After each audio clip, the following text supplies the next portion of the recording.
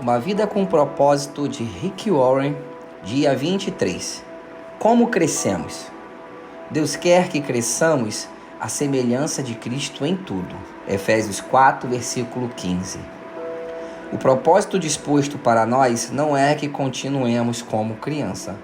Efésios 4, versículo 14. Deus quer que você cresça. O objetivo do Pai Celestial é que você amadureça e desenvolva as características de Jesus Cristo. Lamentavelmente, milhões de cristãos envelhecem, mas nunca crescem. Emperram numa perpétua infância espiritual, usando fraldas e sapatinhos de crochê. Isso ocorre porque nunca pretenderam crescer. O crescimento espiritual não é automático, é necessário um compromisso intencional. Você deve querer crescer. Decidir crescer, esforçar-se para crescer é persistir em crescer.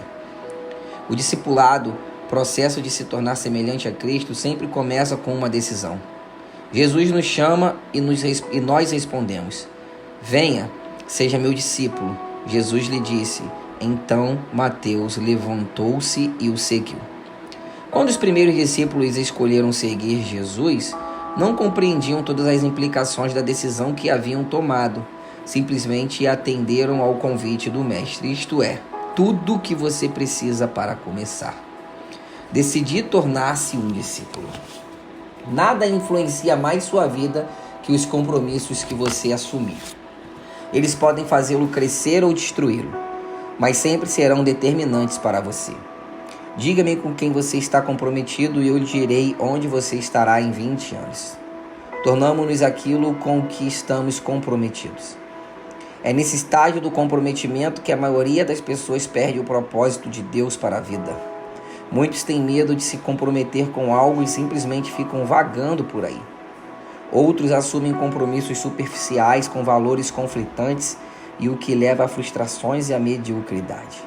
Outros se comprometem inteiramente com objetivos seculares, como enriquecer ou ficar famoso, e acabam desapontados e amargos. Toda escolha tem consequências eternas. Logo, é melhor que você escolha sabiamente. Pedro adverte, já que tudo ao nosso redor se derreterá, que vida santa e piedosa devemos viver. A parte de Deus é a nossa parte. Tornar-se semelhante a Cristo é o resultado de escolhas em conformidade com Ele, na dependência do Espírito Santo para cumpri-las. Uma vez que tenha decidido seriamente se tornar semelhante a Cristo, você deve começar a agir de maneira diferente. Precisará se livrar de alguns procedimentos antigos, desenvolver novos hábitos e intencionalmente mudar o modo de pensar. Esteja certo de que o Espírito Santo o ajudará nessas mudanças. A Bíblia diz: ponham em ação a salvação de vocês com temor e tremor, pois é Deus quem efetua em vocês tanto querer quanto realizar, de acordo com a boa vontade dele. Esse versículo mostra as duas partes do crescimento espiritual: pôr em ação e efetuar. A primeira é a nossa responsabilidade, a segunda é o papel de Deus. O crescimento espiritual é um esforço de cooperação entre você e o Espírito Santo. O Espírito de Deus trabalha conosco, não apenas em nós. Esse versículo, direcionado aos cristãos, não se refere à salvação, mas ao crescimento na fé. Ele não aconselha empenho pela salvação, porque você não pode acrescentar nada ao que Jesus já realizou. Quando põe em ação o corpo, você se exercita para desenvolvê-lo, não para conseguir um corpo. Quando sua mente é posta em ação para resolver um quebra-cabeça, você já possui todas as peças. Sua tarefa é juntá-las. Fazendeiros agem sobre a terra não para obter terra, mas para desenvolver o que já possuem. Deus deu a você uma nova vida e agora é responsabilidade sua desenvolvê-la com temor e tremor. Isso significa levar seu crescimento espiritual a sério. Quando alguém se mostra negligente com o crescimento espiritual, isso demonstra que ele não entendeu as implicações eternas desse ato, como vimos no capítulo 4 e no capítulo 5. Reprogramando o piloto automático. Para mudar a vida, você deve mudar seu modo de pensar. Por trás de tudo que você faz, há um pensamento. Todo comportamento é motivado por uma crença e toda ação é induzida por uma atitude. Deus revelou isso milhares de anos antes de os psicólogos chegarem à mesma conclusão. Tenha cuidado com o que você pensa, pois sua vida é dirigida pelos seus pensamentos. Imagine-se viajando de lancha num lago com um piloto automático ajustado para o leste. Se você decidir dar a volta e rumar para o oeste, há duas formas possíveis de mudar a direção do barco.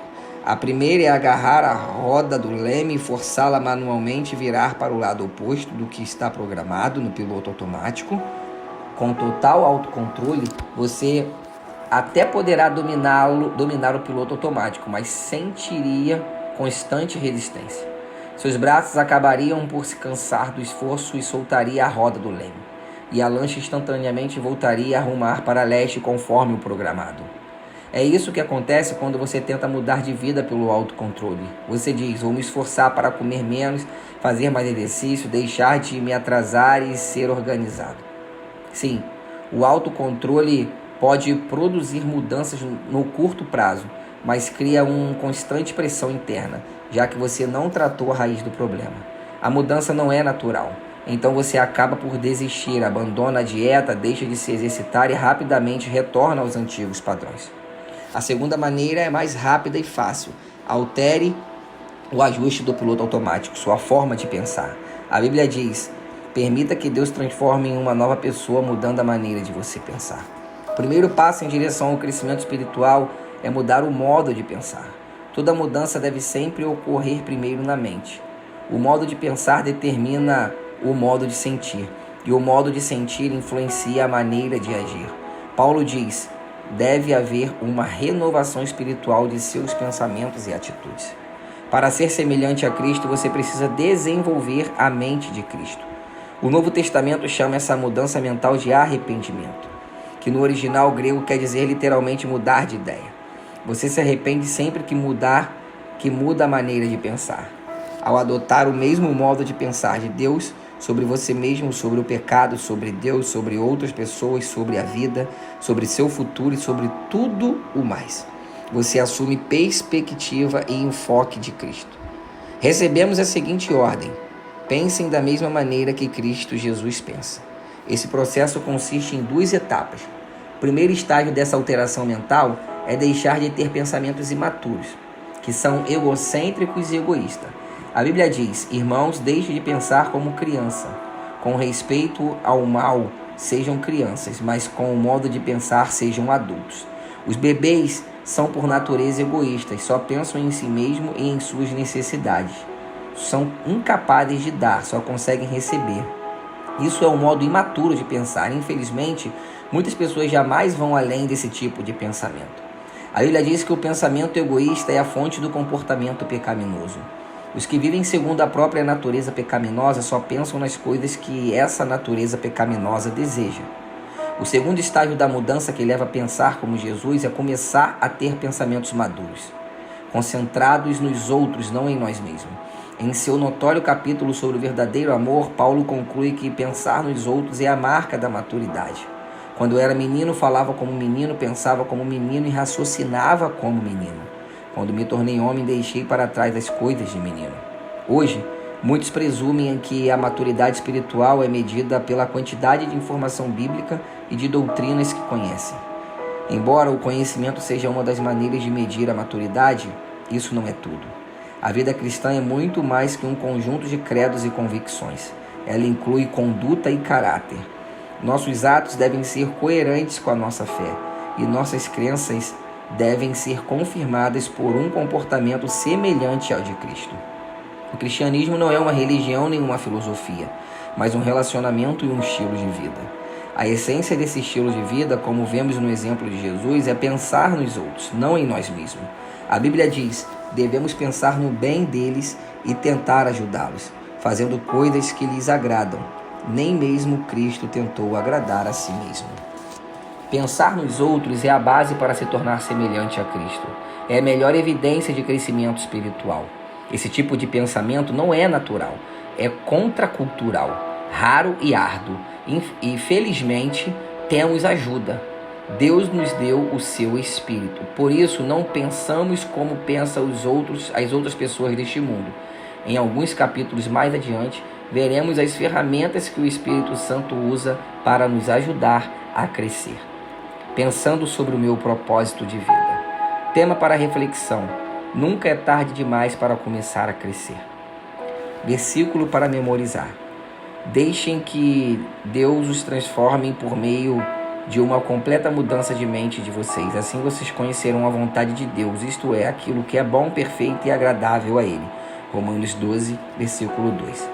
Uma pergunta para meditar: em que área preciso parar de pensar do meu jeito e começar a pensar do jeito de Deus? Deus te abençoe. Te encontro no dia 24.